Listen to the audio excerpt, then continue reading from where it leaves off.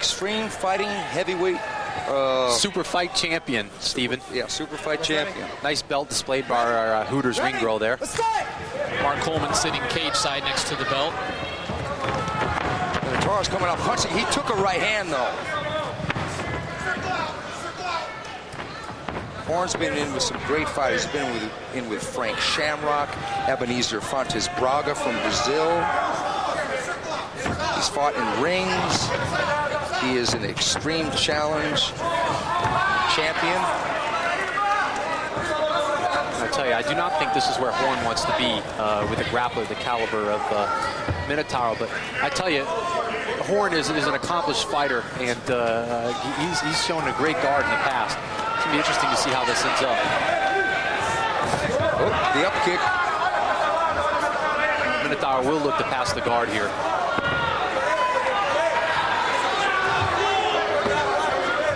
Two very, very crafty fighters.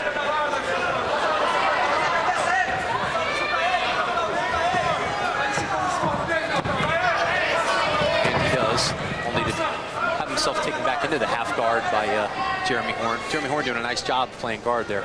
There's a little bit of reality and a little bit of a joke with Minotauro. He was evidently hit by a truck when he was a young boy, but they say that the truck took the worst of the wear.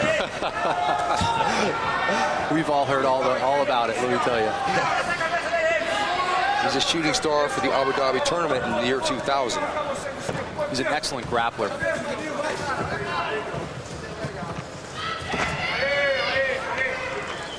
Looks like he's a pretty decent striker when he was on his feet, too. He's aggressive, yet he's patient. I mean, both these men are working. This isn't just a stalemated thing where they're pulling guard and holding it. They're working here.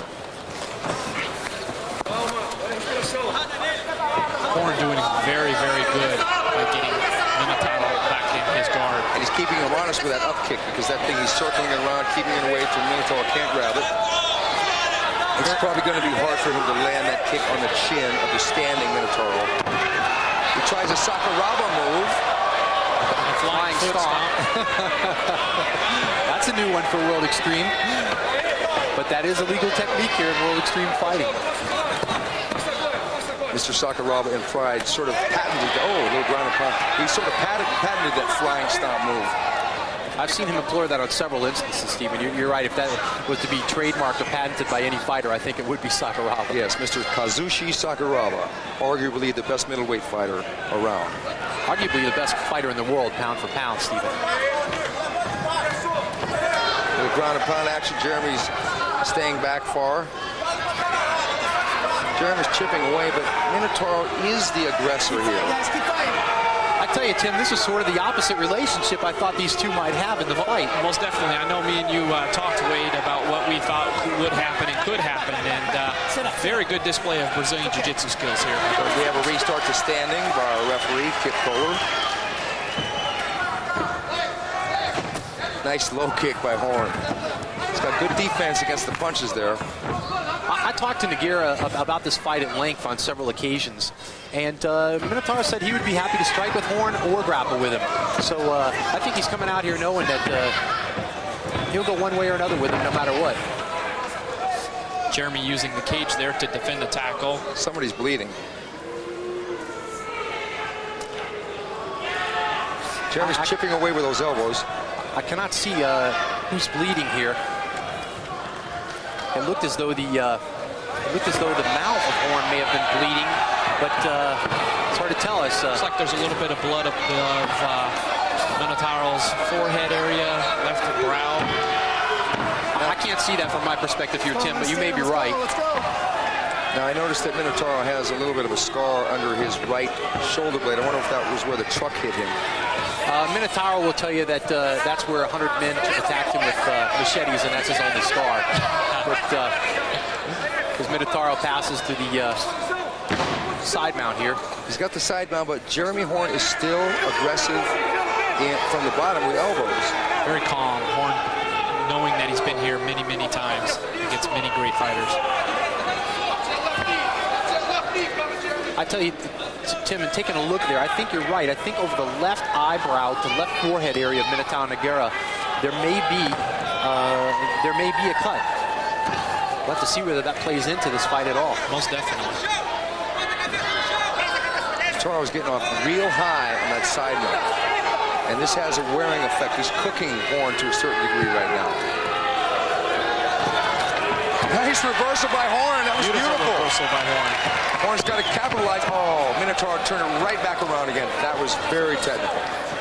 Looks like Jeremy went to his back there instead of having Minotauro take his back. Good call by Jeremy. All those punches were blocked. Jeremy's got outstanding defense to his strike.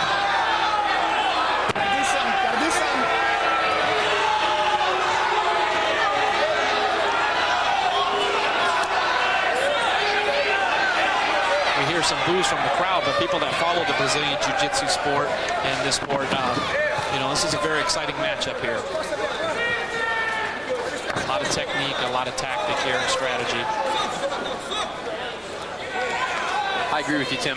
Some of the more technical matches may not be the most crowd-thrilling for the general masses, but those who know no holds barred fighting in jiu-jitsu especially will know that this is a technical matchup that's just beyond parallel.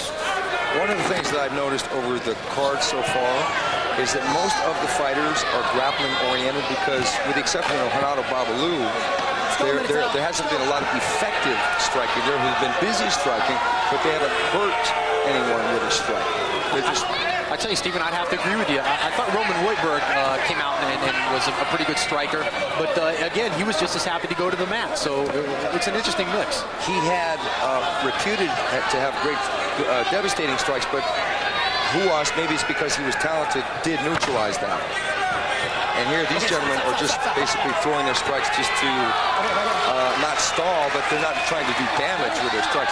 It's not like an Igor Vovchanchyn situation where the guy is trying to knock the guy's head off. There we see some good boxing display. I'm sorry, Steven. That's fine. No, that was a good double jab right hand, and didn't do much damage. Nogueira is trying to load up now. Nice knee.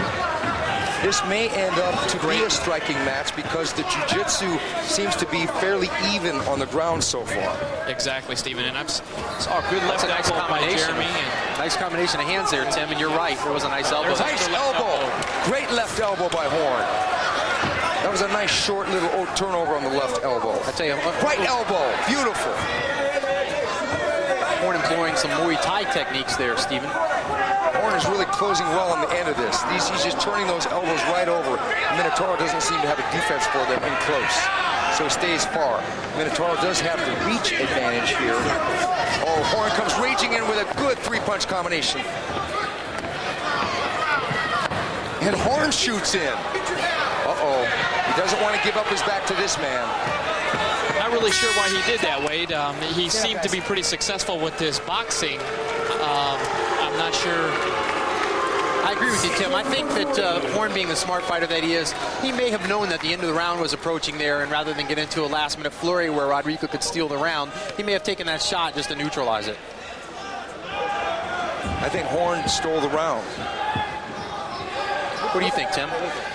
Actually, I do. You know, I saw better cross-training as we go to instant replay. And here we go to a very nice reversal by Jeremy Horn. That was beautiful, but Mr. Minotauro has his own reversal in mind, and Jeremy gives it up knowing that he might have given up his back in the exchange.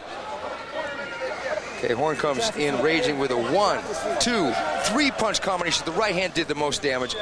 Turn Minotauro, and then a good knee to the body. I need you off. I need you off. Horn's got some good stand-up skills. Well, we all know Horn's an accomplished fighter, period, and he's certainly bringing a plethora of experience to the ring to a relatively novice Minotauro Nogueira from a no-holds-barred fighting standpoint. Horn goes high with the roundhouse. It misses. Minotauro shoots. Horn just gives it up, pulls guard.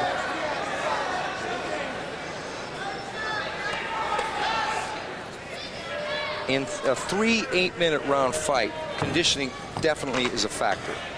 No question about it. Both fighters taking this fight very seriously, training very hard. I had the opportunity to watch Horn train for this fight, and he cross-trained very hard and took this fight very seriously, as he knew he'd have a very gamed opponent, Nogueira, excuse me, as well as I'm sure Wade got some opportunities to watch Nogueira prepare. You know, Horn is really applying a lot of pressure on the ground when Nogueira goes for that. Like he's trying a reverse arm crank there, and Nogueira really didn't want to engage him on the ground. I think this fight has surprised a lot of people. Some people thought that Nogueira would walk through Jeremy Horn. I tell you, I certainly think that Minotaur Nogueira is someone to be reckoned with, but anybody that thinks somebody's going to walk through Horn, at least on a professional basis, I just don't see it happening. Horn has stood up to the best of them in the ring. He's an excellent fighter. Yeah, because there's like a close to 30, oh God, it was a great low kick. There's almost a 30-pound weight advantage here for Minotauro and his Abu Dhabi experience. Nice double leg. Once again to the takedown. And to the half guard of Horn. Horn's going to work from here. I'll tell you, I have a chance to train with Minotaur Nogueira in Fort Lauderdale on a repetitive basis. And Nogueira is a very, very patient fighter, as I think is Horn. So this is going to be a chess match. There may be some intermingled striking and some kicks that go on, but I think this is going to be a chess match between two game fighters. So far it has been, and sometimes chess matches are not crowd pleasers. And there's a restart by Kip Kohler, our referee.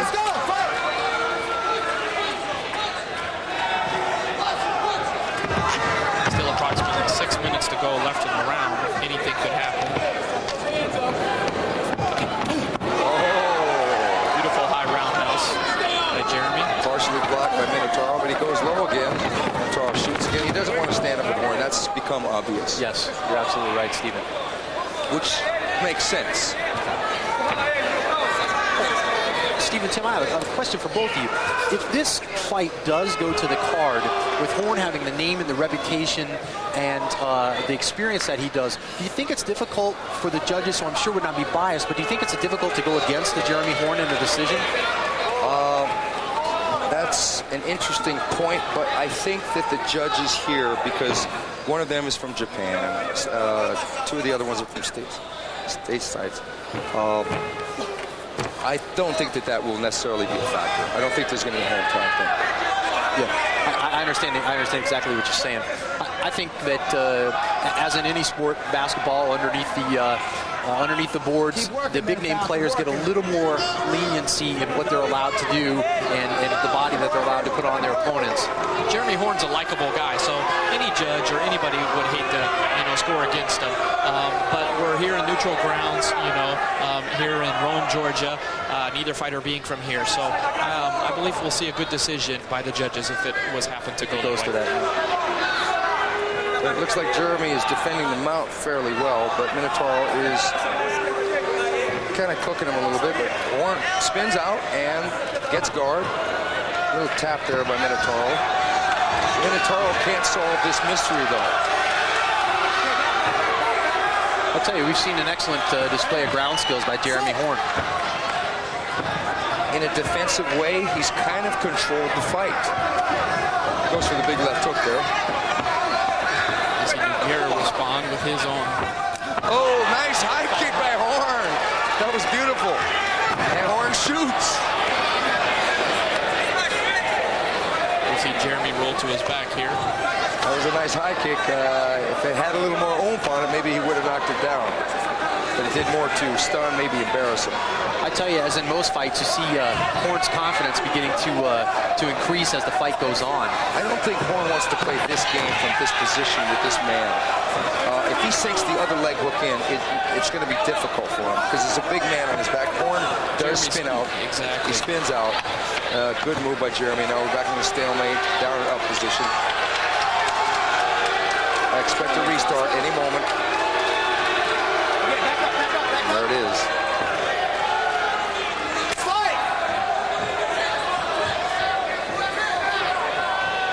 As they come back to a standing position, Jeremy Horn and Rodrigo Nogueira about 5 minutes and 15 seconds into the second of 3 8-minute rounds in World Extreme Fighting 8, going platinum in Rome, Georgia. You may notice there, get a good look at the scar on the back of Rodrigo Nogueira. That scar, in fact, was caused by a severe automobile accident he was involved in when he was a young man. Nice combination of strikes here by Rodrigo Nogueira to Horn. Horn did block most of those, but Nogueira got busy.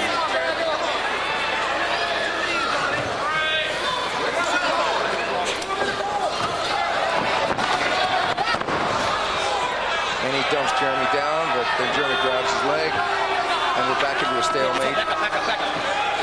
Jeremy Horn perfectly content to come and play guard with a very accomplished scrapper in Rodrigo Minotaur Nogueira. Strange thing is that Minotaur does not seem to want to engage him. 2 minutes, guys. You hear Kip Kohler instruct both fighters. There's 2 minutes left in the round. There's another high kick by Horn.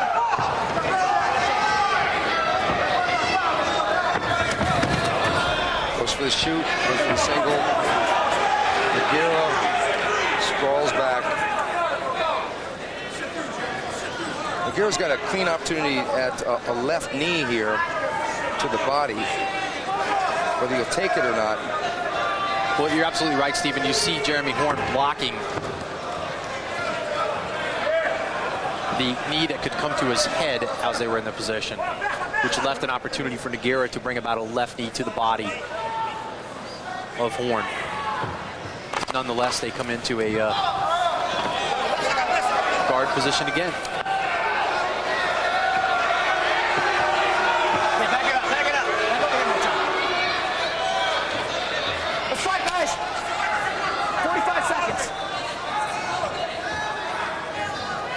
Expect a high kick by Horn. They've been effective to this point. Why not throw another one? But load up this time. See? Right there. If he caught him with the shin, like a Thai boxer, that would have been a knockdown. But he caught him with a foot, not as an effective strike as a shin kick. I tell you, this is an interesting display here. One fighter bringing the other back to the feet. The other fighter shoots. They seem perfectly content to. Horn is working. Sorry, looking for. He's almost. Oh, mind if Charles spun out, but Horn was going for that back. He was going to go for that back. This is the first time during the course of the fight we see Jeremy Horn on top and Nogueira on the bottom. We get a chance to look at Nogueira's guard. And round 2. I got to say that Jeremy Horn is fighting a very, very smart fight here, and he's controlling the action, Tim. Yes, he is, Stephen. You're absolutely right. As I mentioned earlier, I can't stress how serious of a fight this is for both fighters. Both fighters prepared very hard, and there's a lot of special interest in this match. So we still have another round to go. So it's one of those fights. Anything can happen. It could sway either way. Excellent point, Tim. I tell you, interesting paradigm here because as we go to a replay. Jeremy Horn goes with that right high kick and crack. He catches Minotaur, and Minotaur seems to be puzzled how to solve the mystery of the high kick. Nice look at the combinations here, Nogueira against the Horn backed up against the fence. And Horn virtually blocked every one of those punches. One almost squeaked through. Nogueira. And here we go to the high kick again, and kaboom! Jeremy Horn seems to be real happy with his performance on the stand-up game. He's landing counter punches and really good high kicks. He's neutralizing Minotaur on the ground. Then we go to round 2. Minotaur comes out jabbing. Horn jabs back. I expect Horn to do, oh, good right hand by Minotaur. That was a good shot. Horn clinches him. Gets ready for the Muay Thai knee.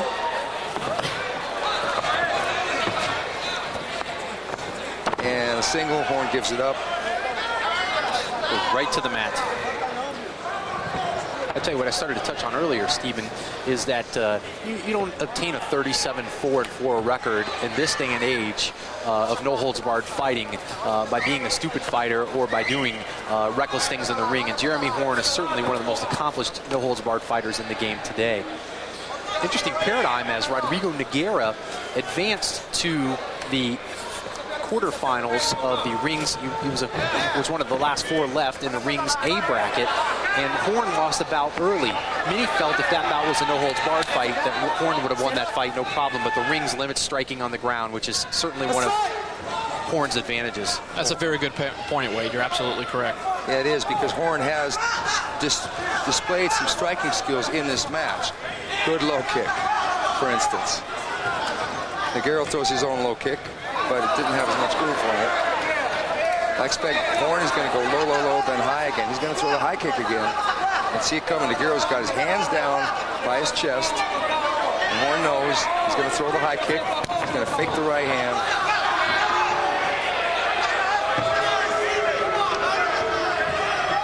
Oh, spinning back kick. That can hurt. Horn deflects and blocks all of a good right hand counter. He just covered up, waited for an opportunity, then dropped the right hand. I tell you, you're right, Stephen. Nogueira had a nice flurry there in appearance, but I don't think many of those shots landed solidly. Here comes a low kick.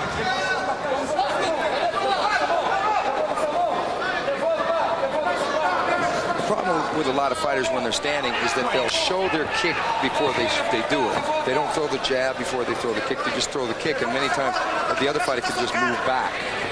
Like Jeremy, double jab, right hand. He's got a pretty educated left jab. And he caught a little bit of that left hook by Nogueira. Jeremy should throw that right low kick again. Looks like he's going to go with that left high kick, though. Oops. Nogueira's got to be careful not to punch himself out because he misses a lot of those punches. Horn does have a good cover-up in the stand-up. Nice knee by Nogueira. That was a nice knee.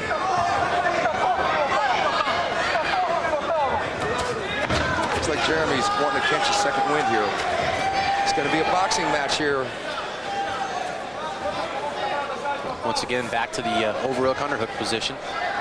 Tim, has this fight gone the way that you expected it to, or is this a surprise to you? This is a big surprise to me. I have the opportunity to train with Jeremy Horn, and I did not expect this type of fight from him. He's been very willing to play with Nogueira on the ground, and his confidence has he's been overly confident. He's looking for, to tee off on Nogueira with a lot of punches, when possible, and he's more than obliged to take Nogueira on the ground as well. So very, good stuff by Jeremy Horn. Very impressed. And I tell you, as Stephen touched on earlier, every time that Rodrigo Nogueira flurries, Horn is more than willing and able to come back out with a counterpunch that seems to be much more effective. It's been Jeremy Horn's fight to some degree. Nogueira just tried to get the mount. Jeremy did a perfect elevator, got him back into a loose guard.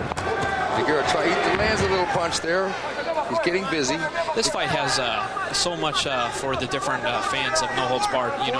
We've shown a great display of boxing and stand-up skills, as well as a great display of ground jiu-jitsu skills as well.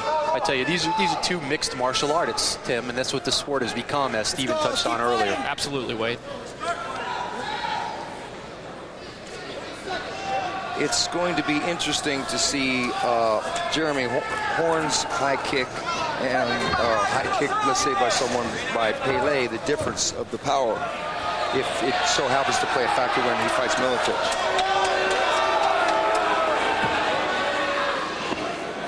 Jeremy Horn invites Rodrigo Nogueira to join him on the mat. I think one of the problems in mixed martial arts that a fighter encounters in the training is they cannot train on one specific thing and get great at it. So, for instance, a high kick or a punch to be able to knock a person out. They have to, nice low kick. They have to train in so many different elements that they suffer sometimes from the jack of all trades, master of none syndrome. Because you have to know how to defend on the ground and you have to know how to defend standing up. So, for instance, a straight jiu-jitsu player may be able to tap out a mixed martial art player in straight jiu-jitsu, but in a no-holds-barred fight, he doesn't know how to defend a strike, per se, like a Matt Hughes-Pereira situation, and he gets beat.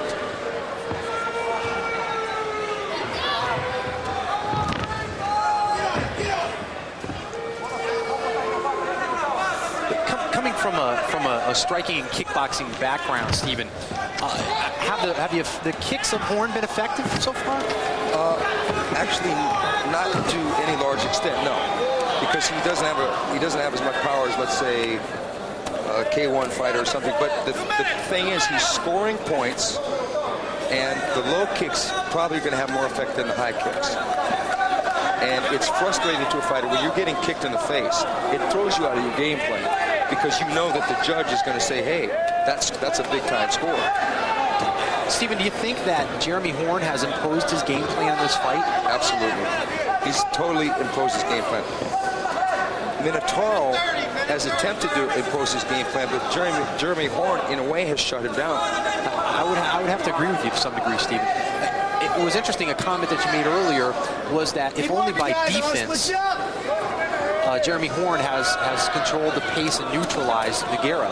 And I think that's to some degree exactly what's happened in this fight. Absolutely. Not only by defense, but by defense and by countering with his defense. Every time he does some defensive move, he's just not pulling guard, holding on. He's working for position. He'll throw down like he's going for an armbar, then he'll hit him. He'll do like he's going to try and elevate him, then he'll hit him.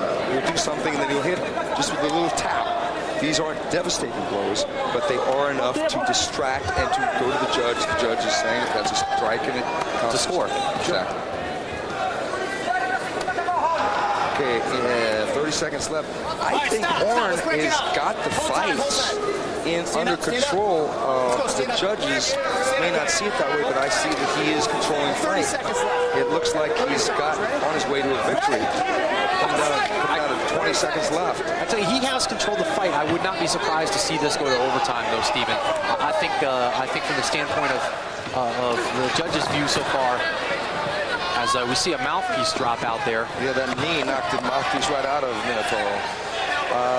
It's going to be a close call, but I wouldn't be surprised if they gave the decision to Horn in this particular one. It's going to be interesting.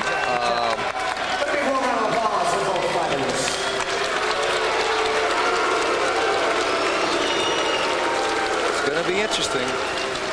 Minotauro does have a little bit of a nick, it looks like. Has this been open? I think Horn has used a really compact, compressed control and counter style and good stand-up. I would have to give him a slight edge in winning the fight. Exactly, Stephen. We've seen, we've all seen, and I think we can all say that there's a little bit of the Pat Miletich flavor in Jeremy Horn this evening. You know, and that's a good, we'll be seeing more of Pat Miletich later on this evening. But in regards to Jeremy Horn, though, that Pat Miletich flavor is definitely there. You know, Pat has, the potential to shut fighters down. Townsend Saunders, the Macacos, all those exciting fighters that are very deadly, and I think we're seeing that in Jeremy Horn this evening. That's an excellent point, because it wasn't like a Miletich-esque type performance, because Pat does take a guy out of his game plan and make him look bad. Let's see what the judge is thinking. Let's go up. We have a decision. All three judges give the bout to the winner of the heavyweight super fight champion, Rodrigo.